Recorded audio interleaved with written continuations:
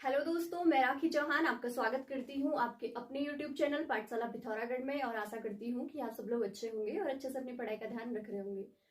दोस्तों, वीडियोस अच्छी लगती हैं तो लाइक, शेयर और कमेंट करना बिल्कुल मत भूलिए और चैनल को सब्सक्राइब भी कर लीजिए प्लीज, क्योंकि जितने भी क्वेश्चन हम इधर पे डिस्कस करेंगे सारे किसी न किसी एग्जाम में पूछे गए हैं और सारे बहुत इंपॉर्टेंट हैं। तो प्लीज अच्छे से ध्यान दीजिए। स्टार्ट करते हैं। आज हम जानेंगे संविधान।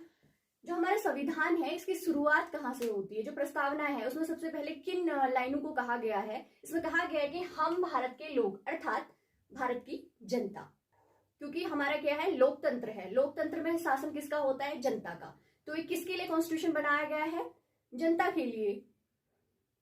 नेक्स्ट, स्वतंत्रता कितने प्रकार की है।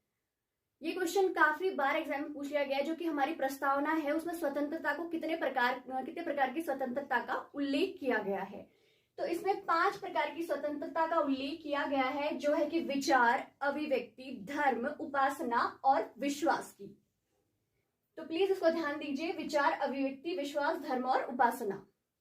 नेक्स्ट, न्याय कितने प्रकार का दिया गया है, मीन्स कि कितने प्रकार के न्याय का उल्लेख किया गया है कहाँ, प्रस्तावना में। तो 3 प्रकार का, सामाजिक, आर्थिक और राजनीतिक। इसमें भी ऐसे क्वेश्चन आ जाता है कि बताइए कौन सा ऐसा न्याय है जो हमारी संविधान की जो प्रस्तावना है उसमें उल्लेखित नहीं है। तो आपको बस ये याद रखना है कि सामाजिक, आर्थिक और राजनीतिक आधार पर न्याय की बात कही गई है। नेक्स्ट, 2 प्रकार की समानता की बात कही गई है, प्रतिष्ठा और अवसर की समानता।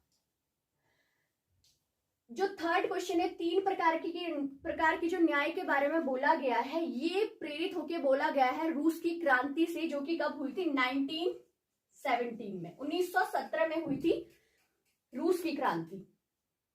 नेक्स्ट, आगे बढ़ते हैं संविधान की प्रस्तावना के बारे में। किसने कहा था कि जो हमारा संविधान है वो दीर्घकालिक सपनों का विचार है। ये बोला गया था अल्लादी कृष्णस्वामी अय्यर के द्वारा। किसके द्वारा कहा गया था, अल्लादी कृष्णस्वामी अय्यर के द्वारा कहा गया था। जो हमारा संविधान है वो दीर्घकालिक सपनों का एक विचार है। नेक्स्ट, चलिए दोस्तों आगे बढ़ते हैं। नेक्स्ट क्वेश्चन है प्रस्तावना में संशोधन। प्रस्तावना में संशोधन के लिए 2 वाद बहुत महत्वपूर्ण है, जिसमें कि पहला 1960 में बेरुबारी वाद हुआ था, जिसमें सुप्रीम कोर्ट के द्वारा कहा गया था कि जो हमारी प्रस्तावना है वो संविधान का भाग ही नहीं है। देखिए दोस्तों, ध्यान दीजिए कि जो बेरुबारी वाद हुआ था 1960 में, उसमें कहा गया था कि जो संविधान, जो प्रस्तावना है वो संविधान का पार्ट नहीं है। और जब 1973 में केशवानंद भारती बनाम केरल राज्यवाद आया, तो इसमें सुप्रीम कोर्ट के द्वारा जो अपना पूर्व निर्णय लिया गया था कि जो प्रस्तावना है वो भारतीय संविधान का भाग नहीं है, उसको बदल दिया गया और कहा गया कि जो प्रस्तावना है वो क्या है, संविधान का भाग है।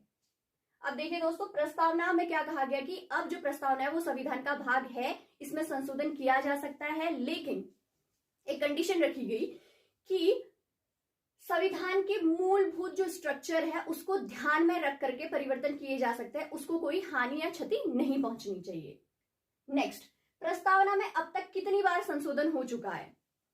तो देखिए दोस्तों, ये क्वेश्चन मोस्ट इंपॉर्टेंट है, बहुत सारे एग्जाम में पूछ लिया जाता है कि प्रस्तावना में अब तक कितनी बार संशोधन हो चुका है।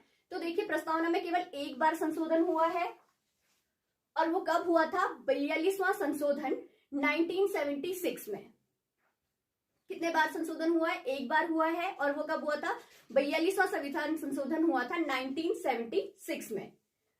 चलिए आगे बढ़ते हैं। अब देखिए, जब 42वां संविधान संशोधन 1976 में हुआ था, तो इसमें प्रस्तावना में किन किन चीजों को शामिल कर लिया गया था। तो प्रस्तावना में 3 शब्द जोड़े गए थे, समाजवादी, पंथनिरपेक्ष और अखंडता। देखिए, इन सब शब्दों को भी ध्यान दीजिए और याद करने की कोशिश कीजिए। समाजवादी, पंथनिरपेक्ष और अखंडता। क्वेश्चन ऐसे पूछ लिया जाता है कि कौन सा शब्द नहीं जोड़ा गया था। तो अगर आपको तीनों याद है तो आप इजीली इसको क्या कर सकते हैं, उसको रिजेक्ट कर सकते हैं। जो ऑप्शन आपको लगता है कि हाँ ये तो था ही नहीं, आपको याद रहेगा ना, तो आपको तीनों शब्द क्या करने हैं, याद करने हैं, समाजवादी, पंथनिरपेक्ष और अखंडता, जो कि 42वें संविधान संशोधन 1976 के द्वारा संविधान की प्रस्तावना में जोड़े गए थे, और ये संविधान की प्रस्तावना पहला और अंतिम संशोधन था। नेक्स्ट आगे बढ़ते हैं। संविधान में स्वतंत्रता, समता और बंधुता के आदर्शों को कहां से लिया गया है? स्वतंत्रता, समता और बंधुत्व के आदर्श जो हैं वो हमने कहां से लिए? फ्रांस से। फ्रांस की क्रांति जो हुई थी 1789 से 1799, तो यहां से प्रेरित होके हमने क्या लिया था? ये 3 शब्द लिए थे। देखिए कल एक बहुत इंपॉर्टेंट बात मैं आपको बताना भूल गई थी, जस्ट कि पांडुलेखन समिति को प्रारूप समिति के नाम से भी जाना जाता है। बहुत सारे एग्जाम में प्रारूप समिति के अध्यक्ष ने पूछ के क्या पूछ लिया जाता है? पांडुलेखन समिति के अध्यक्ष कौन थे? तो दोस्तों इसी तरह हमारे साथ बने रहिए ऐसे ही इंपॉर्टेंट और अच्छे अच्छे क्वेश्चंस जानने के लिए। अगर वीडियो अच्छी लगती है तो लाइक कीजिए, शेयर कीजिए और प्लीज अपने सजेशन हमें कमेंट के थ्रू दीजिए। Stay tune with us. धन्यवाद।